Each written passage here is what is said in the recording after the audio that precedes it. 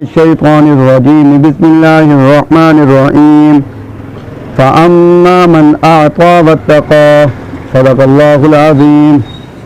दुरूद शरीफ। अल्लाहुम्मा सल्लि अला सय्यिदिना व मौलाना मुहम्मदिन व अला आलि सय्यिदिना व मौलाना मुहम्मदिन व बारिक व सल्लिम। मेरे मोहतरम सामईन, मैंने आपके सामने कुरान मजीद की एक आयत तिलावत की है और ये आयत इस महीने की मुनासबत से तिलावत की गई है। आप हज़रात जानते हैं कि इस महीने में, जो कि जमाद सानी का महीना है, इस महीने में सिद्दीक़ अकबर रज़ी अल्लाह अन्हु की बड़ी निस्बत है। उनकी वफ़ात जो है इसी महीने में हुई है। आज जो मैं ज़िक्र करूँगा आप हज़रात के सामने, वो अबू बकर सिद्दीक़ रज़ी अल्लाह अन्हु की इमामत का ज़िक्र करूँगा। इमामत का, और इमामत के ज़िक्र से पहले हमें एक वाक़या सुनना पड़ेगा कि नबी करीम सल्लल्लाहु अलैहि वसल्लम ने उनको इमामत कैसे दी। नबी करीम सल्लल्लाहु अलैहि वसल्लम पर जब आप बीमार हो गए तो गालिबन जब बहुत अलील हुए तो जुमेरात का दिन था और इशा का वक्त था। तो आप जब बहुत कमज़ोरी थी तो आपके यहाँ साहबा किराम रिज़वानुल्लाह अलैहिम अजमाइन भी मौजूद थे, घर वाले भी मौजूद थे। तो आपने फरमाया, क्योंकि आपको नमाज की फ़िक्र थी, तो आपने फरमाया कि नमाज का वक्त हो गया है, मुझे तैयारी करवाओ ताकि मैं नमाज के लिए चलूँ। उस वक्त मामूल यही था कि नमाज से पहले ही साहबा किराम रिज़वानुल्लाह अलैहिम अजमाइन जो हैं वो मस्जिद नबवी में आ जाते थे, इंतज़ार करते थे। और वो ये बात जानते थे, हम जितना इंतज़ार करेंगे हमारा तो अजर उतना ही बढ़ना है। तो मजमा बाहर था, नबी करीम सल्लल्लाहु अलैहि वसल्लम की इंतज़ार थी। हर बात पर गौर करें। नबी करीम सल्लल्लाहु अलैहि वसल्लम की इंतज़ार थी। अभी आपको तैयारी कराने ही लगे थे, वुज़ू कराने ही लगे थे, आप पर गश्ती तारी हो गई, रुक गए। सहाबी जो करा रहे थे वो रुक गए जब हजरत पर गश्ती तारी हो गई। तो उसके बाद फिर आपसे गश्ती हटी। आपने फरमाया कि नमाज, फरमाया कि हजरत बाहर जो हैं आपके इंतज़ार में बैठे हैं, अभी नमाज नहीं हुई। आपने फरमाया कि मुझे वुज़ू कराओ। फिर वुज़ू कराने लगे, आप पर फिर गश्ती तारी हो गई दूसरी मरतबा। थोड़ी देर के बाद गश्ती हटी तो फिर आपने पूछा कि नमाज, फरमाया कि हजरत बाहर नमाज नहीं हुई, आपका इंतज़ार है। फरमाया कि वुज़ू करो। अब वुज़ू कराने लगे, तैयारी कराने लगे तो गश्ती तारी हो गई। तीसरी मरतबा के बाद जब नबी करीम सल्लल्लाहु अलैहि वसल्लम को होश आया, गश्ती हटी, तो आपने फरमाया कि नमाज, आपने फरमाया कि बाहर इंतज़ार में बैठे। तो आपने फरमाया कि मुरू अबा बकरिन फलयुसल्ली बिन्नास, कि अबू बकर को हुक्म दो कि वो लोगों को नमाज पढ़ाए। हज़रत आयशा सिद्दीक़ा रज़ी अल्लाह अन्हा फरमाती हैं कि मैं वहां खड़ी थी। मैंने कहा, या रसूल अल्लाह, राजुलुन रफ़ीक़ुन राजुलुन रक़ीक़ुन, मेरा जो वालिद है वो तो नरम दिल के हैं, आपके मुसल्ले पर आपको न देकर बर्दाश्त नहीं कर सकेंगे। जब बर्दाश्त नहीं कर सकेंगे तो वो कैसे कराएंगे। यहां पर नबी करीम सल्लल्लाहु अलैहि वसल्लम ने गुस्से का इजहार फरमाया और वो ये अल्फाज थे कि फरमाया कि तुम मुझे गुमराह करती हो, सारे तुम मुझे गुमराह करते हो। अबू बकर के अलावा अल्लाह भी इनकार करता है, उम्मत मुस्लिमा भी इनकार करती है। हदीस के अल्फाज ये। अब जो बात मैंने आपके सामने करनी है वो ये है कि जिस वक्त नबी करीम सल्लल्लाहु अलैहि वसल्लम ने इमामत के लिए हज़रत अबू बकर सिद्दीक़ रज़ी अल्लाह अन्हु का इंतखाब किया, उस वक्त वहाँ पर तमाम सहाबा किराम रिज़वानुल्लाह अलैहिम अजमाइन मौजूद थे। यहाँ तक कि आपके रिश्तेदार भी मौजूद थे। फारूक आज़म रज़ी अल्लाह अन्हु भी मौजूद थे, वो मुराद रसूल हैं। नबी करीम सल्लल्लाहु अलैहि वसल्लम के दोहरे दामाद हज़रत उस्मान गनी रज़ी अल्लाह अन्हु भी मौजूद हैं। नबी करीम सल्लल्लाहु अलैहि वसल्लम के चचाजाद भाई हज़रत अली और दामाद हज़रत अली रज़ी अल्लाह अन्हु भी मौजूद है।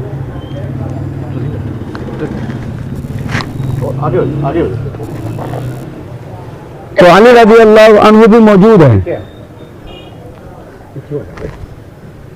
मगर नबी करीम सल्लल्लाहु अलैहि वसल्लम ने अपनी मौजूदगी में, तमाम सहाबा की मौजूदगी में किसी को नहीं कहा कि अबू बकर को फलां को कहो नमाज पढ़ा दे। क्यों? उलमा फरमाते हैं कि अगर किसी को मुसल्ले पर खड़ा करना हो, अगर कोई 10 आदमी, 20 आदमी, 25 आदमी, 50 आदमी, 100 आदमी, लाख आदमी मौजूद हों, नमाज पढ़नी पड़े, नमाज का वक्त हो जाए, तो हम चाहते हैं कि हम बाजमात नमाज कराएं। फरमाया कि उनमें से देखा जाएगा, कुछ शराइत हैं इस्लाम के, फरमाया कि देखा जाएगा कि उन शराइत में देखा जाएगा कौन इस शराइत पर पूरा उतरता है और जो इमामत का हकदार है, उन्हीं में से।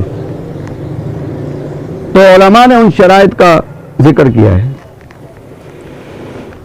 और उलमा ये फरमाते हैं कि जब नबी करीम सल्लल्लाहु अलैहि वसल्लम ने अबू बकर सिद्दीक रज़ी अल्लाह अन्हु का हुक्म दिया है, वो सारी शराइत अबू बकर सिद्दीक रज़ी अल्लाह अन्हु के अंदर पाई जाती थी और वही मुस्तहिक थे इमामत के, कोई और मुस्तहिक नहीं था। और कोई ऐसी बात नहीं है, मुबालगे वाली बात भी नहीं है। मैं शराइत आपके सामने पढ़ूंगा एक एक करके, आप खुद देखेंगे कि वो उस तमाम शराइत पर अबू बकर सिद्दीक रज़ी अल्लाह अन्हु मुकम्मल उतरते हैं। सबसे पहली शर्त यह है कि एक जगह पर अगर 20 आदमी इकट्ठे हो जाएं, 30 आदमी इकट्ठे हो जाएं, अब नमाज का वक्त हो गया, अब नमाज की इमामत कौन कराए? उलमा ये फरमाते हैं कि उनमें से देखा जाएगा आलमुहुम, सारे उलमा हैं, सारे उलमा इकट्ठे हो गए, उनमें से कौन इमामत कराए? आलमुहुम, जो उनमें से सबसे बड़ा आलिम होगा। अब जितने सहाबा किराम रिज़वानुल्लाह अलैहिम अजमईन वहां पर मौजूद थे, उनसे सबसे बड़े आलिम अबू बकर सिद्दीक रज़ी अल्लाह अन्हु थे। कैसे?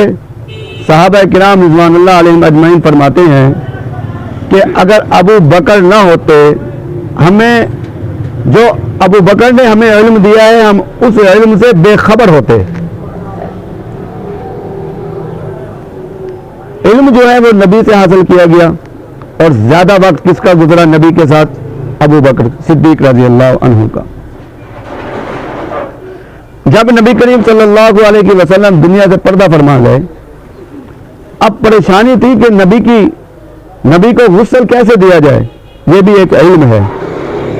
सारे सहाबा किराम रिज़वानुल्लाह अलैहिम अजमाइन परेशान थे कि नबी को गुस्ल कैसे दिया जाए। यहां तो अदब की जगह है, क्योंकि नबी की अपनी खसूसियात होती हैं। कपड़ों के साथ दिया जाए, बगैर दूसरे कपड़े पहनाए जाएं, कफन पहनाया जाए, क्या किया जाए? सारे परेशान थे। यहां जो इल्म दिया वो हज़रत अबू बकर सिद्दीक रज़ी अल्लाह अन्हु ने दिया। आपने फरमाया कि नबी को जो गुस्ल दिया जाता है नबी के कपड़ों में दिया जाता है, क्योंकि नबी के जिस्म के साथ जो कपड़ा लगा होता है उससे बाबरकत कपड़ा कोई नहीं होता।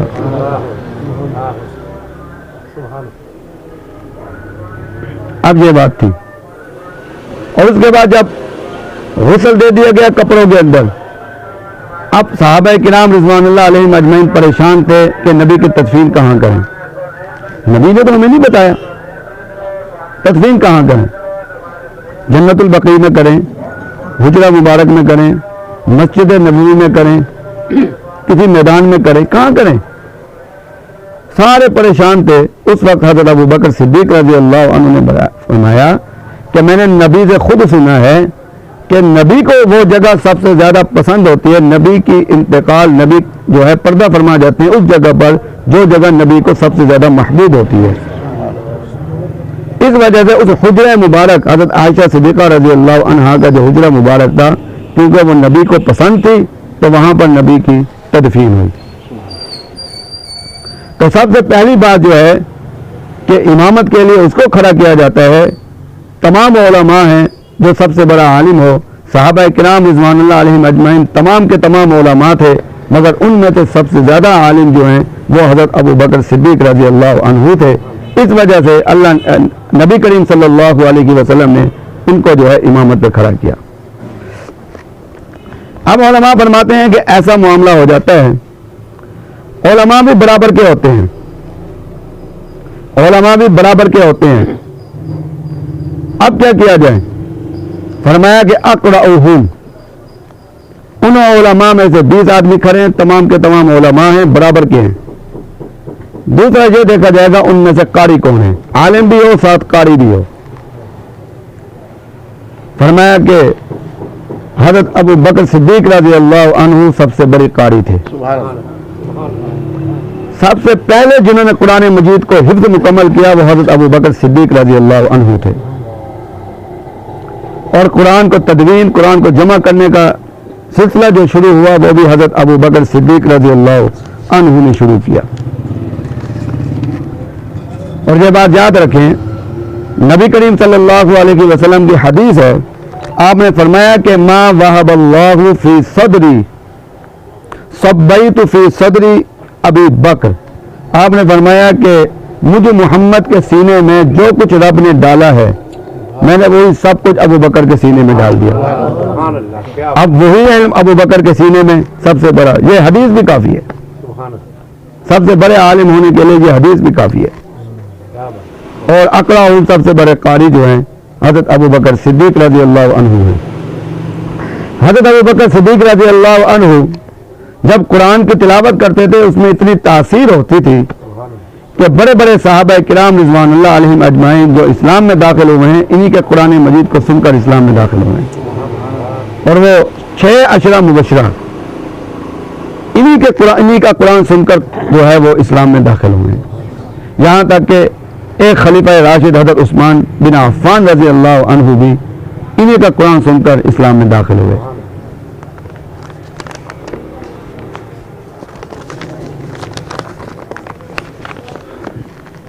फरमाया कि अगर एक जगह पर 20 आलिम या 30 आलिम जमा हैं, सारे आलिम हैं, बराबर के आलिम हैं। अब देखा हमने जो है बड़ा कारी कौन है, तमाम कारी बराबर है, कोई बड़ा नहीं है। फरमाया कि फिर तीसरी चीज देखी जाएगी कि इनमें से सबसे बड़ा मुत्तकी कौन है। और अल्लाह तबारक व तआला फरमाते हैं कि इन्ना अक्रमकुम इंदल्लाहि अत्काकुम, कि अल्लाह के नज़दीक सबसे ज्यादा पसंदीदा वो है जो सबसे ज्यादा तकवे वाला है। अब हम जितना भी तकवा इख्तियार कर लें, हम अपने आप को अतका नहीं कहला सकते, मगर अल्लाह तबारक व तआला ने कुरान मजीद में हज़रत अबू बकर सिद्दीक़ रज़ी अल्लाह अन्हु को खुद अतका कहा। हज़रत अबू बकर सिद्दीक़ रज़ी अल्लाह अन्हु के बारे में आता है कि आप खुद फरमाते हैं कि इस्लाम लाने से पहले ज़माने जाहिलियत में भी, बचपन में भी मैंने गुनाह के काम नहीं किए। जिस तरीके से नबी करीम सल्लल्लाहु अलैहि वसल्लम ने किसी बुत के आगे सजदा नहीं किया, इसी तरीके से सिद्दीक़ अकबर रज़ी अल्लाह अन्हु ने भी किसी बुत के सामने सजदा नहीं किया। हज़रत अबू बकर सिद्दीक़ रज़ी अल्लाह अन्हु के वालिद अबू कुहाफा रज़ी अल्लाह अन्हु फरमाते हैं कि हम जब अपने बेटे के सामने बुतों की बात करते थे तो ये सुनी अनसुनी करते थे, ये तवज्जो भी नहीं करते थे। फरमाया कि इनकी ये आदत थी। और एक वाक़या ये भी आता है कि फरमाते हैं कि मैं इनको ले गया बुत खाने में और मैं सजदा रेज हो गया, तो इनके हाथ में पत्थर था, इन्होंने एक बुत को मारा, उसका नाक टूट गया। फरमाया कि वहाँ पे जो है हल्ला गुल्ला हो गया, वहाँ फिर माफ़ी मांगनी पड़ी, फिर मैं इनको वापस ले आया। फरमाया कि इनकी बिल्कुल आदत नहीं थी, किसी किस्म की किसी बुराई की भी इनकी आदत नहीं थी, न शराब की आदत थी। हालांकि शराब उस वक्त हराम नहीं थी, उस दौर के अंदर तो मामूल था, मक्का का, वहाँ मुआशरे का, अरब का मामूल था, मगर वो चीज़ें भी उन्होंने इख्तियार नहीं की। और वही बात अतकाकुम की वही हदीस मा वहबल्लाहु फी सदरी सब्बैतु फी सदरी अबी बकर कि नबी ने फरमाया कि जो कुछ मेरे दिल में है वो मैंने अबू बकर के सीने में डाल दिया है। तो नबी के अंदर सबसे ज़्यादा तकवा था, नबी ने वही तकवा जो है अबू बकर के सीने में डाल दिया। चौथी चीज, सारे आलिम हैं, नमाज का वक्त हो गया, हमने देखा कि सारे कारी हैं, बराबर के कारी हैं, नमाज का वक्त करीब है और सारे मुत्तकी भी बराबर के हैं। अब क्या किया जाए? फरमाया कि फ़असन्नहु, उनमें से जो उम्र में बड़ा हो। अब सहाबा किराम रिज़वानुल्लाह अलैहिम अजमाइन के दर्जा बदर्जा में तो कुरान ने खसूसियत बता दी है कि फ़तह मक्का से पहले, फ़तह मक्का के बाद, फ़तह मक्का वाले फ़तह मक्का से पहले से अफजल हैं और फ़तह मक्का के वक्त वालों से सुलह हुदैबिया वाले अफजल हैं, सुलह हुदैबिया से जो है वो ग़ज़वा बद्र वाले अफजल हैं, ग़ज़वा बद्र वालों से जो है वो अशरा मुबशरा अफजल हैं, अशरा मुबशरा में से खुलफ़ाए राशिदीन अफजल हैं। तो बचते हैं खुलफ़ाए राशिदीन, तो चारों खुलफ़ाए राशिदीन में हज़रत अबू बकर सिद्दीक़ रज़ियल्लाहु अन्हु जो हैं वो उम्र में बड़े थे। नबी करीम सल्लल्लाहु अलैहि वसल्लम से सिर्फ 2 साल छोटे थे। आपकी जब आप दुनिया से पर्दा फरमा गए, हज़रत नबी करीम सल्लल्लाहु अलैहि वसल्लम आपकी उम्र उस वक्त 63 साल थी, हज़रत अबू बकर सिद्दीक़ रज़ियल्लाहु अन्हु की उम्र उस वक्त 61 साल थी और 2 साल के बाद अबू बकर सिद्दीक़ रज़ियल्लाहु अन्हु भी सुन्नत नबी पर यहाँ से पर्दा फरमा गए। तो सबसे बड़े जो हैं वो हज़रत अबू बकर सिद्दीक़ रज़ियल्लाहु अन्हु थे। फरमाया कि ये चारों चीज़ें भी मुश्तरक हों, चारों चीज़ें, आलिम भी तमाम बराबर हैं, कारी भी बराबर हैं, मुत्तकी भी बराबर हैं और इत्तिफाक ऐसा है कि तमाम की उम्र भी बराबर है। अब क्या क्या देखा जाएगा? फरमाया कि उनमें से फिर 5वीं बात ये देखी जाएगी, मन अहसनुहुम वजहन, उनमें से जो सबसे ज्यादा हसीन होगा, उनमें से जिसका हुस्न बातनी हुस्न भी होगा, ज़ाहिरी हुस्न भी होगा। तो उलमा फरमाते हैं कि सिद्दीक़ अकबर रज़ियल्लाहु अन्हु उस वक्त सबसे ज्यादा हसीन थे। फरमाया कि हसीन क्यों ना होते? सिद्दीक़ कहते हैं उसको है जो नबी का अक्स हो, नबी का अक्स हो। तो कैसे हो सकता है? नबी खुद तो खूबसूरत हो, नबी का अक्स खूबसूरत ना हो। और बाज़ औक़ात तो ऐसा होता था कि जब ये दो नबी और सिद्दीक़ दोनों इकट्ठे चलते थे तो देखने वाले पहचान नहीं सकते थे इनमें से नबी कौन है और सिद्दीक़ कौन है। जब आप मदीना मुनव्वरा हिजरत फरमा रहे थे, मदीना के करीब पहुंचे तो वहां ठहराव किया तो लोग मिलने के लिए आए, तो अबू बकर सिद्दीक़ रज़ियल्लाहु अन्हु भी साथ थे। कई लोग ऐसे थे जो नबी को सलाम पहले करते थे, कुछ लोग ऐसे थे जिन्होंने सिद्दीक़ को सलाम पहले कर दिया। वो नहीं पहचान सके इनमें से नबी कौन है और सिद्दीक़ कौन है। अगर हसीन ना होते तो आदमी पहचान जाते कि जो हसीन नहीं है वो नबी नहीं हो सकता। मगर अबू बकर सिद्दीक़ रज़ियल्लाहु अन्हु पहचान गए क्योंकि गुलाम थे। फरमाया कि ये जो मेरे यार दोस्त लोग आ रहे हैं ये फर्क नहीं कर रहे नबी और नबी के गुलाम में। उन्होंने फौरन अपनी चादर उठाई और नबी पर साया कर दिया, खड़े हो गए ताकि आने वाले लोगों को मालूम हो जाए कि नबी कौन है और नबी का गुलाम कौन है। इस पर फख्र महसूस करते थे। तो ये 5 खसूसियात उलमा ने फरमाया कि ये 5 शराइत हज़रत अबू बकर सिद्दीक़ रज़ियल्लाहु अन्हु के अंदर मौजूद थे। और अगली बात जहां से हमने किस्सा छोड़ा है, नबी करीम सल्लल्लाहु अलैहि वसल्लम ने फरमाया कि अबू बकर को बुलाओ, नमाज पढ़ाए। आपको बुलाया गया, आपने नमाज पढ़ाई, आप नमाज पढ़ाते रहे। एक वक्त ऐसा आया कि नबी करीम सल्लल्लाहु अलैहि वसल्लम ने फरमाया कि मुझे भी ले जाओ।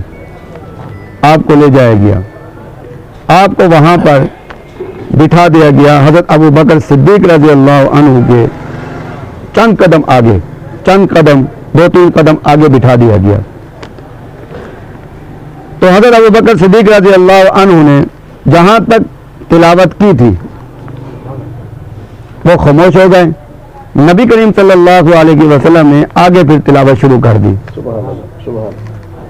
जब तिलावत शुरू कर दी, इसमें एक मसला ये भी है कि उलमा ये फरमाते हैं कि नबी करीम सल्लल्लाहु अलैहि वसल्लम ने वहां से तिलावत की जहां अबू बकर सिद्दीक़ रज़ी अल्लाह अन्हु कर रहे थे। अबू बकर सिद्दीक़ रज़ी अल्लाह अन्हु सूरह फातिहा पढ़ चुके थे और अगली सूरत भी कोई सूरत आला गालिबन वो पढ़ रहे थे। तो नबी करीम सल्लल्लाहु अलैहि वसल्लम ने वहां से तिलावत शुरू की। फरमाया कि इससे एक इशारा ये मिलता है कि नबी को सिद्दीक पर एतमाद था, भाई सिद्दीक ने सही पढ़ा है पीछे। दूसरी ये है कि अगर सूरतुल फातिहा के बगैर नमाज ना होती, सूरतुल फातिहा के बगैर नमाज ना होती, फिर नबी सूरतुल फातिहा जरूर पढ़ते। ये नबी का आखिरी अमल है। मगर हम इस इख्तिलाफ में नहीं जाते, हम नहीं जाते इस इख्तिलाफ में। हम सिर्फ यही बात कहते हैं कि जो लोग ये कहते हैं उनको तंबीह करते हैं, बल्कि उनको फिक्र दिलाते हैं। जो ये कहते हैं कि जिसने सूरत फातिहा नहीं पढ़ी उसकी नमाज नहीं हुई, हम कहते हैं ये कहना छोड़ दो। आप हमें कह दें, किसी को भी कह दें नाम लेकर कि तुमने अगर सूरत फातिहा नहीं पढ़ी तुम्हारी नमाज नहीं हुई। तुम ये ना कहो कि जिसने सूरत फातिहा नहीं पढ़ी, तो तेरे जिसने में कहने में नबी पर फतवा लगता है। अगर नबी के बारे में ये बात कह दी तूने तो फिर तेरी नमाज पूरी जिंदगी नहीं होगी। तो अबू बकर सिद्दीक़ रज़ी अल्लाह अन्हु के आगे नबी करीम सल्लल्लाहु अलैहि वसल्लम तशरीफ फरमाते और अब सूरत हाल ऐसी हो गई कि नबी को नकाहत थी, कमजोरी थी, कोई भी नबी की आवाज को नहीं सुन रहे थे। अबू बकर सिद्दीक़ रज़ी अल्लाह अन्हु बड़े गौर से सुन रहे थे और जब अल्लाहु अकबर तकबीर की बारी आती तो अबू बकर सिद्दीक़ रज़ी अल्लाह अन्हु फिर ऊंची आवाज से तकबीर कहते। इस पर उलमा ने कहा कि ये इशारा है कि नबी करीम सल्लल्लाहु अलैहि वसल्लम फरमा रहे हैं आज के बाद जिस किसी ने भी मुझसे ताल्लुक रखना है तो वह हज़रत अबू बकर के जरिए रखेगा तो उसका ताल्लुक सही होगा, अबू बकर के जरिए मेरे साथ ताल्लुक नहीं होगा। और जो उम्मत को बतलाना था कि मेरे जाने के बाद अब अबू बकर का ही ताल्लुक रखना है। और इसमें एक बात और भी पेश आई, जब नबी करीम सल्लल्लाहु अलैहि वसल्लम को लाया जा रहा था, सहाबा किराम रिज़वानुल्लाह अलैहिम अजमाइन की बेचैनी थी, उनके अंदर बेचैनी पैदा हुई नमाज के अंदर। अबू बकर सिद्दीक़ रज़ी अल्लाह अन्हु ने देखा, हटने लगे कि नबी आ रहे हैं, तो नबी करीम सल्लल्लाहु अलैहि वसल्लम ने इशारा फरमाया कि मकान आका, ए अबू बकर अपनी जगह पर खड़ा रहे। उलमा कहते हैं कि वो तो नबी का मुसल्ला था। नबी ये फरमाते हैं कि मकानी आला मकानी, ए अबू बकर मेरी जगह पर खड़ा रहे, मगर आपने फरमाया कि आला मकान का, अपनी जगह पर खड़ा रहे। फरमाया कि नबी ने उस जगह को आखिर में अबू बकर की जगह कहा है। तो बहुत सारी बातें और भी निकलती हैं। इस तरीके से नबी करीम सल्लल्लाहु अलैहि वसल्लम ने इमामत कराई भी सही और नबी ने पर्दा हटाकर खुशी का इजहार भी फरमाया और नबी ने फिर कोई किसी के दिल में कोई शक न रह जाए, नबी ने फिर उनके साथ इक्तिदा भी करवाई, खुद आगे आए, नमाज पढ़ाई और उम्मत को बतलाया अब मेरे साथ जो वास्ता होगा वो अबू बकर के जरिए होगा और इसी तरीके से वास्ता चलेगा। तो अल्लाह तबारक